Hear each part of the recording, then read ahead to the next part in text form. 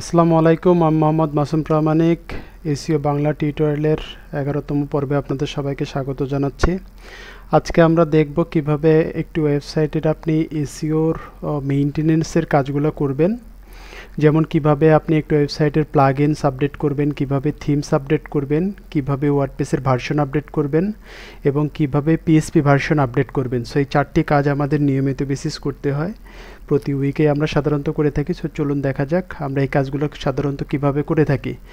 আমি যদি একটি ওয়েবসাইটে লগ ইন করি, আমার এখানে একটা ওয়েবসাইট অলরেডি লগ ইন করা আছে। লগ ইন করার পরে দেখেন আমাদের প্লাগইনসগুলো আপডেট করার জন্য আমরা যদি প্লাগইনসে যাই, প্লাগইনসে গেলে এখানে কিন্তু আমরা দেখতে পাচ্ছি যে কয়টা প্লাগইনস আমাদের আপডেট করার দরকার আছে। যেমন এখানে দেখতে পাচ্ছি একটি প্লাগইনস বর্তমানে আপডেট করার দরকার আছে, কিছু প্লাগইনস এখানে আপডেট করার দরকার ছিল। দেখতে পাচ্ছেন যে এগুলো জাস্ট আমি এখানে একটু সময় বাঁচানোর জন্য জাস্ট এখানে আপডেট লেখা আসে।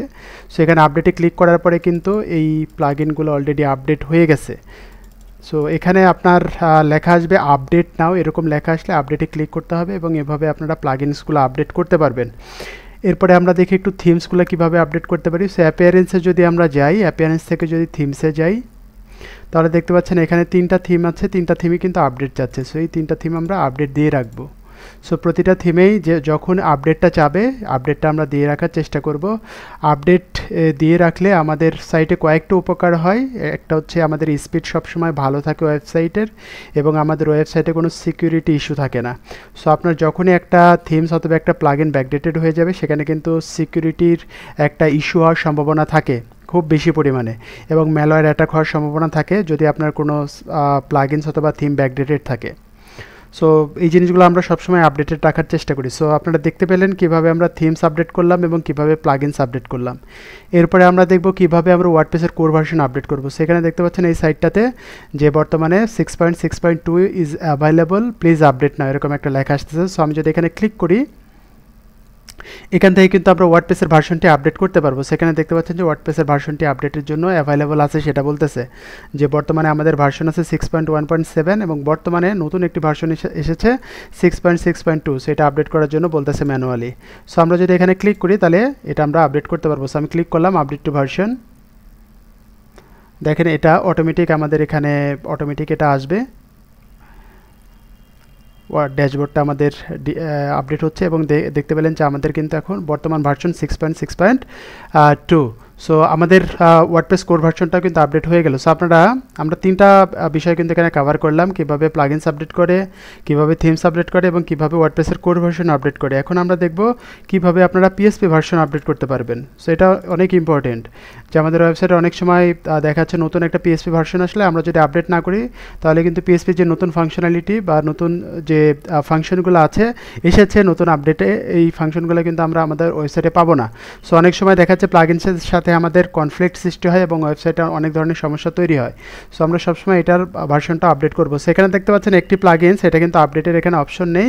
এখানে হোস্টিঙ্গার এখানে লেখা আছে, দেখেন there is a new version of Hostinger available but it does not work with your version of PSP version view version 3.0.12 details or learn more about PHP updating PHP। So এখানে দেখেন এই প্লাগইনটা আমরা update করতে পারতেছি না, কেন? PSP ভার্সনের কারণে।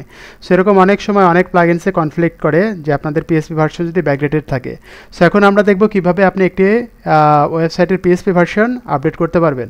সো আমরা যদি যে কোনো একটা ওয়েবসাইটের হোস্টিংয়ে যাই, দেখতে পাচ্ছেন আমি একটু হোস্টিংয়ে আসলাম এবং এই হোস্টিংয়ে আসার পরে দেখেন আমরা যদি একটু ড্যাশবোর্ডে যাই, ড্যাশবোর্ডে গেলে আমরা এরকম একটা ভিউ পাবো। এই ভিউয়ের মধ্যে দেখতে পাচ্ছেন যে এখানে অনেক অপশন আছে এবং এখানে সার্চের একটা অপশন আছে কিন্তু। সেখানে যদি আমরা সার্চ করি জাস্ট পিএসপি লিখে, দেখেন পিএসপি লিখে সার্চ করার পরে দেখেন আমাদের এখানে কয়েকটা অপশন আসতেছে। একটা হচ্ছে পিএসপি কনফিগার আর একটা হচ্ছে পিএসপি ইনফো। সো আমরা যদি পিএসপি ইনফোতে যাই,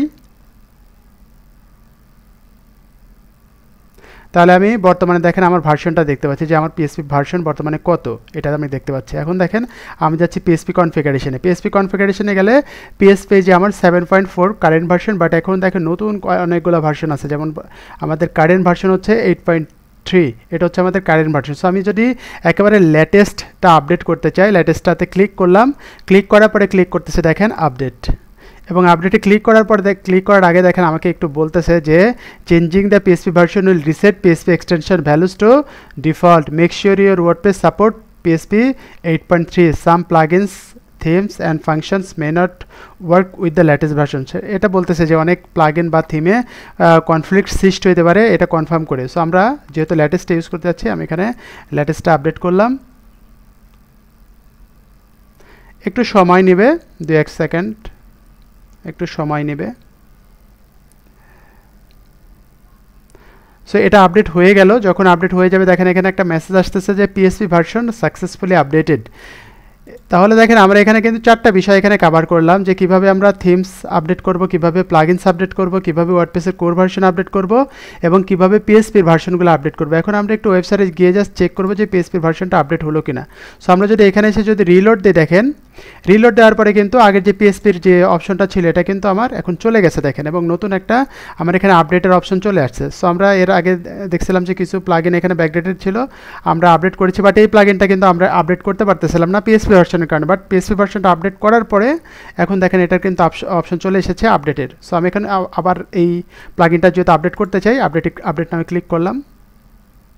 সো আপডেট হয়ে গেল। সো এখন দেখতে পাচ্ছেন যে আমার কোনো আপডেট এখানে আর ব্যাকডেটেড কোনো কিছু নাই। সো সকল প্লাগইন আপডেট হয়ে গেল, সকল থিমস আমার আপডেট হয়ে গেল, এবং আমরা দেখতে পাচ্ছি যে এখানে আমাদের যদি আপডেট সেকশানে যাই তাহলে আমি দেখতে পাবো যে কোনো কিছুই এখন আমাদের আর আপডেট করার নেই, এবং সকল কিছুই দেখেন অলরেডি কারেন্ট ভার্সনে আছে, সব কিছুই আমাদের আপডেটেড আছে।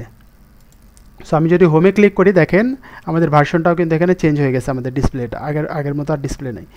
সো আশা করি সবাই বুঝতে পেরেছেন কীভাবে আমরা থিমস আপডেট করব, কীভাবে প্লাগইনস আপডেট করব, কীভাবে আমরা ওয়ার্ডপ্রেসের কোর ভার্সন আপডেট করব এবং কীভাবে আমরা পিএসপির ভার্সন আপডেট করব।